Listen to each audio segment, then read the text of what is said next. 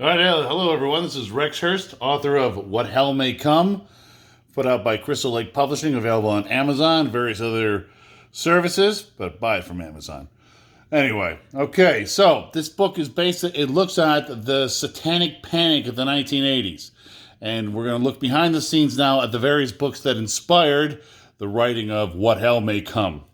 So, first we have The Dungeon Master, which is about the disappearance of James Dallas Egbert III. This was in the late 70s when D&D was first picking up. He was a college student who would basically was also the first LARPer. He would create things in the steam tunnels under Ball State University, from what I remember. He was also into drugs. He was struggling with his sexuality. He was gay, basically in a time when it was not okay to be gay. And he went crazy and disappeared. Turned up on the streets of New York City, still thinking he was one of his D&D characters. Stabbed a couple of people and was committed to a mental institution. Now, this eventually inspired the novel Mazes and Monsters by Rona Jaffe. Any old school gamers probably still remember this, which is about a mentally ill student who plays too much Dungeons and Dragons, or Mazes and Monsters as they call this, and goes crazy. Now, this was made into a TV movie. If you remember, you can still catch it on Netflix, starring a very young Tom Hanks, who plays too much D&D, goes crazy, stabs a couple of people, essentially. Now, this is a very special copy because I ran at Tom Hanks one day, and I had it with me, and I had him sign it and autograph it. Now, let me tell you, he is one of the nicest guys in the world. I think quite a few other actors would have punched me in the face for this, but he laughed and signed it for me. So, that's one of my prized possessions. All right, now, this is the time when everyone was demonizing D&D, so we have, moving on, The Devil's Web. Who is Stalking Your Children for Satan? This is put out by Pat Pulling, who created the organization called BADD, B-A-D-D, Bothered About Dungeons and Dragons.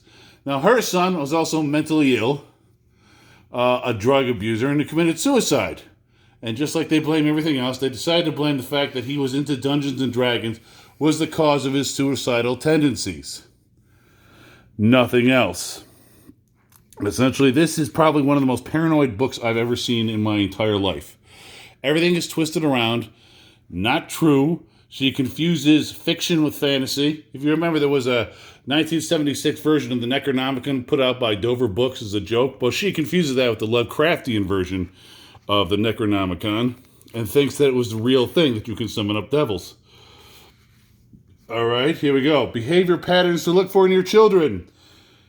Obsession with occult entertainment. Now, of course, what the hell does that mean? It could be almost anything, right? Minor and major behavioral disorders. Well, any teenager that's going through puberty has behavioral disorders because they're going through puberty. Committing crimes, such as running away from home, which I've done, defacing public or private property, or occult graffiti such as Satan rules, Satan is my master, 666, and inverted pentagrams.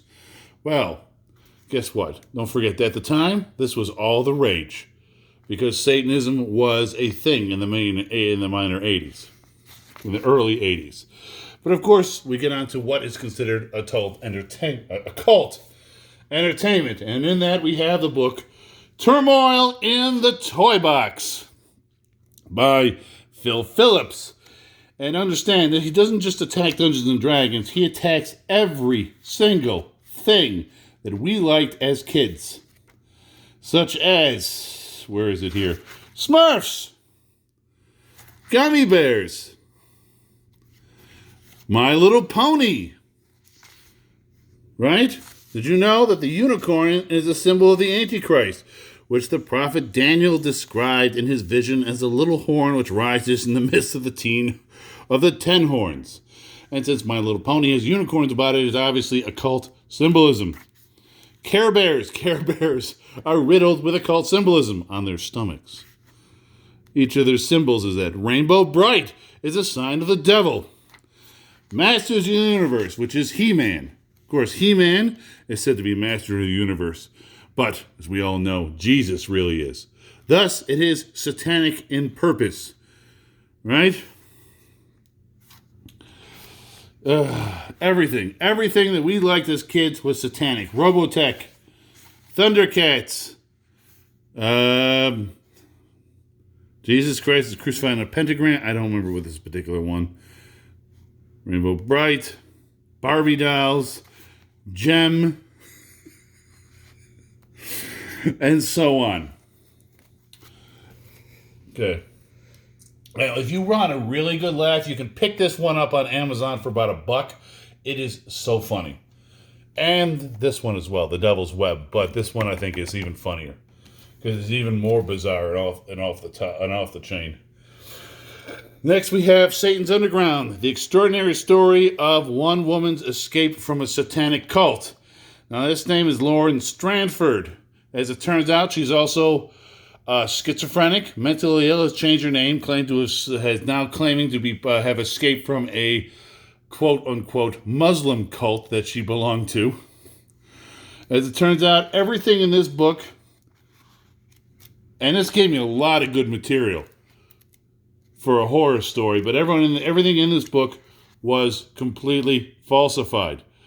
But in my opinion, the granddaddy of them all is Michelle Remembers by Michelle Smith and Lawrence Panzer, MD, who is her psychiatrist. And in this, her psychiatrist regresses her using hypnotic control. If you remember, this was all the rage back in the days, uncovering memories that were supposedly suppressed of early childhood trauma using hypnosis to uncover scenes of ritual satanic abuse that she suffered as a child. Now, they didn't just stop there. She didn't just say, my mother was in a cult and my parents was allowed me to be abused. She claimed eventually to be part of an 81-day festival called the Feast of the Beast, which literally summoned up Satan, and who spoke to them, gave them prophecies in rhyming couplets. This is all in the book.